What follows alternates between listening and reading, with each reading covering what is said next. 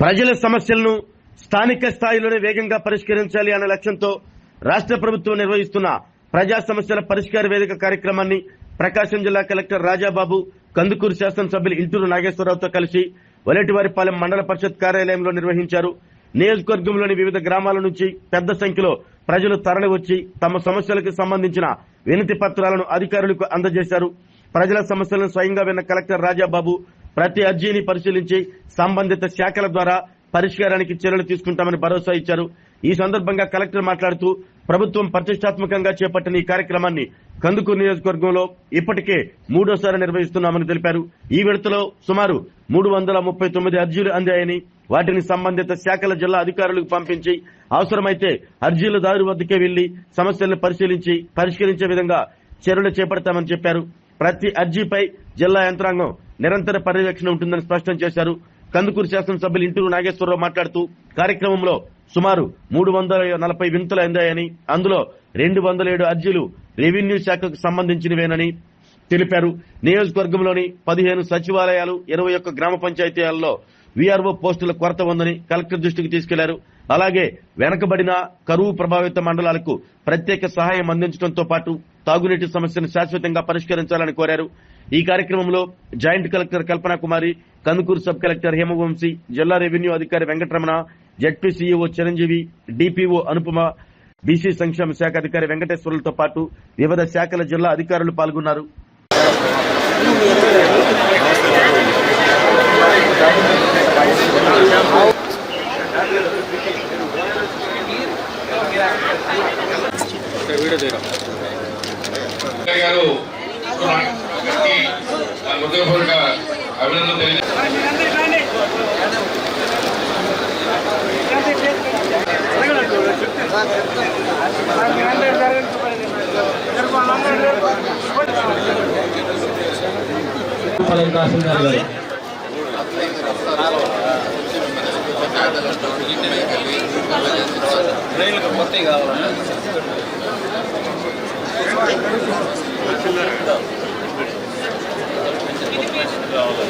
విచారం చేస్తాం.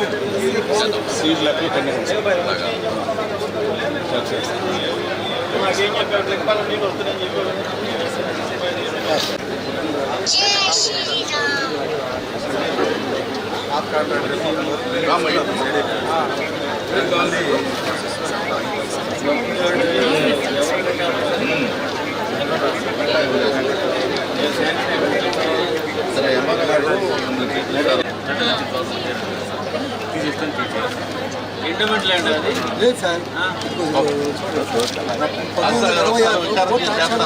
3 భాగాలు చేస్తారు.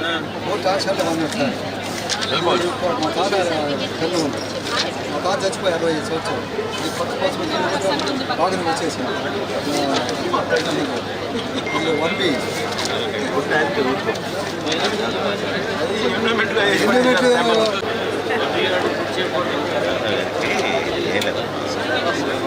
సరే స్కాన్ చేస్తావా?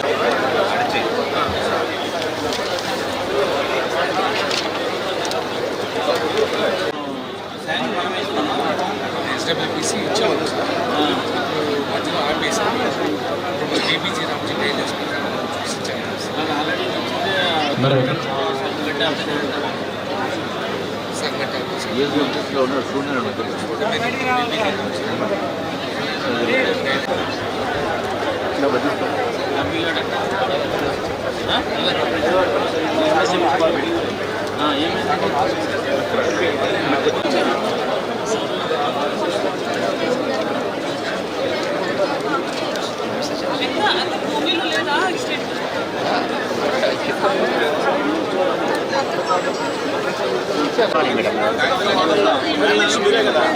కృష్ణాపురం పొలం అదే కదా.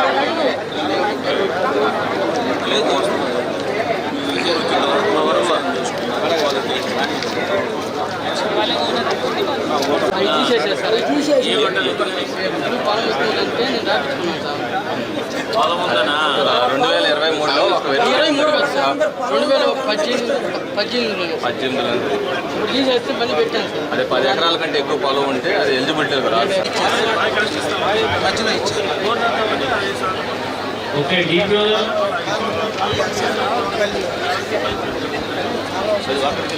అందరికీ నమస్కారం అండి. ఈరోజు మనం వివిపాలెంలో పీజీఆర్ఎస్ కార్యక్రమాన్ని మనం జరుపుకోవడం జరిగింది. అర్జీలు ఏమైనా ఉంటే కనుక సమస్యకు సంబంధించిన అర్జీలన్నీ కూడా తీసుకోవాలని చెప్పేసి మనకు గవర్నమెంట్ నుంచి ఇన్స్ట్రక్షన్స్ ఉన్నాయి. దాని ప్రకారమే మనము కందుకూరు నియోజకవర్గంలో ఈ కార్యక్రమాన్ని మనం జరుపుకుంటున్నాము. సమస్యకు సంబంధించినటువంటి పరిష్కారం ఆ నియోజకవర్గంలోనే చేయాలని చెప్పేసి గౌరవ ముఖ్యమంత్రి వర్యులు కలెక్టర్స్ కాన్ఫరెన్స్లో ఆదేశించడం జరిగింది. ప్రతి కాన్స్టిట్యున్సీలో కూడా మొత్తం ఎంటైర్ జిల్లా యంత్రాంగం అంతా కూడా వెళ్ళి అక్కడ ఉన్నటువంటి అర్జీలను స్వీకరించి వాటికి 6 నెలల్లోనే మనం పరిష్కారం ఇవ్వాలని చెప్పేసి ఇన్స్ట్రక్షన్స్ ఉన్నాయి.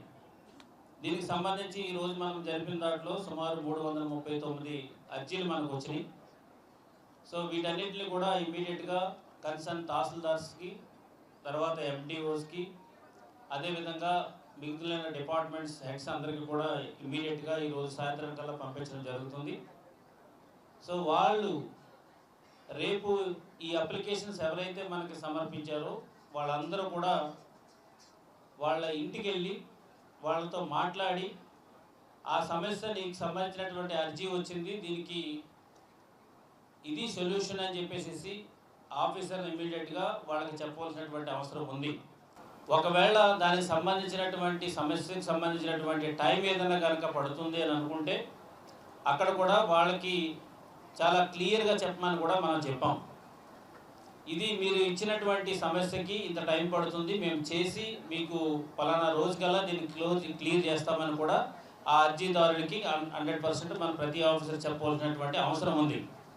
సో ఇప్పుడు వచ్చినటువంటి పిటిషన్స్ ఏమైతే ఉన్నాయో, ఇప్పుడు 3 వారాలకు సంబంధించినటువంటి పిటిషన్స్ ఏమైతే ఉన్నాయో ఇవన్నీ కూడా త్వరితగతిన అంటే నెక్స్ట్ వీక్ వచ్చే లోపల ఇవన్నీ కూడా మనం చేయాలి. చేయడం ఇన్ ద సెన్స్ ఏంటంటే కొన్ని ఇమ్మీడియట్గా సొల్యూషన్స్ ఉంటాయి, కొన్నింటికి కొద్దిగా టైం పడుతుంది. సో ఆ టైం కూడా అక్కడ ఉన్నటువంటి అర్జీదారుడికి తెలియజేయాలి. సో దీని యొక్క ముఖ్య ఉద్దేశం ఏంటంటే అర్జీదారునితో ముందు మాట్లాడటం అనేది fundamental thing.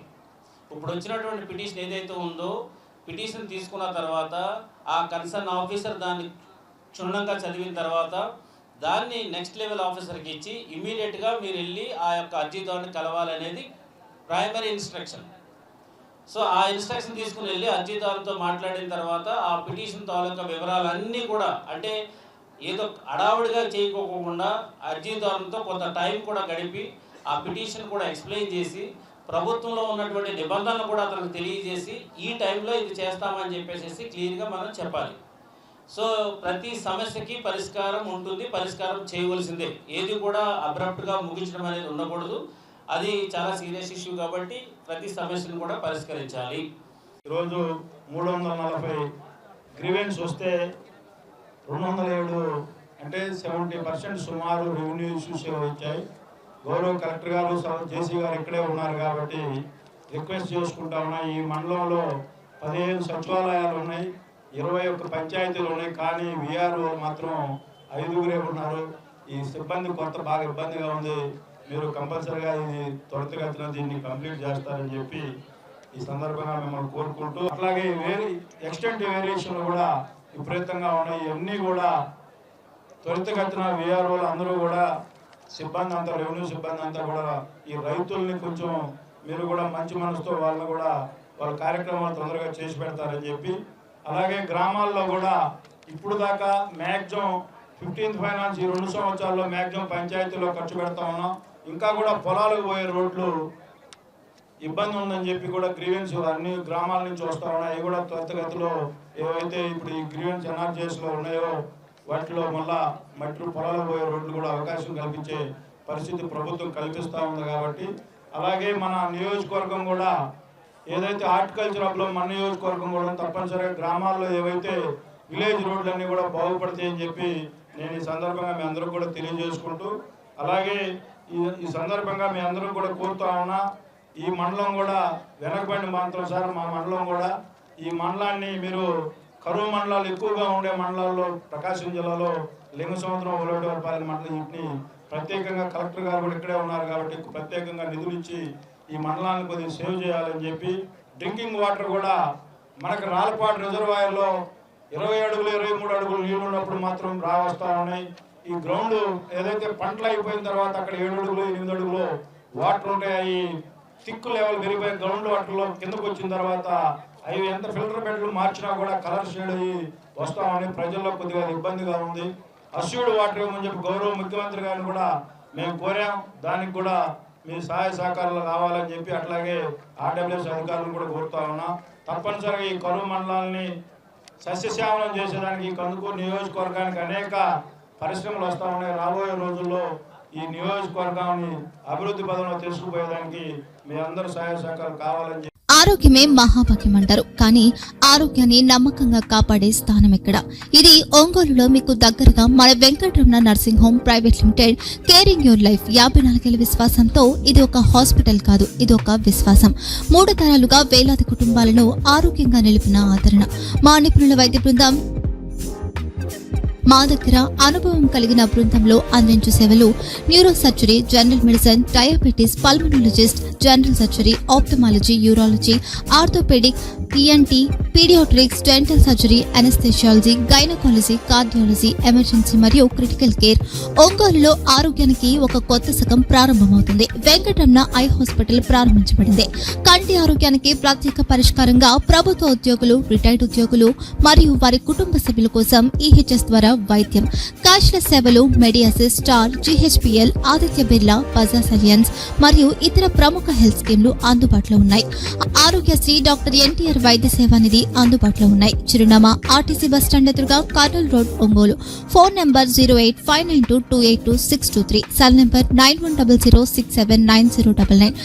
Eye hospital number 9866484770. Website www.venkatramanarsinghome.com. Facebook www.facebook.com/pkrnh. Venkataramana nursing home 3 తరాల విశ్వాసం, నూతనతతో కూడిన సేవ.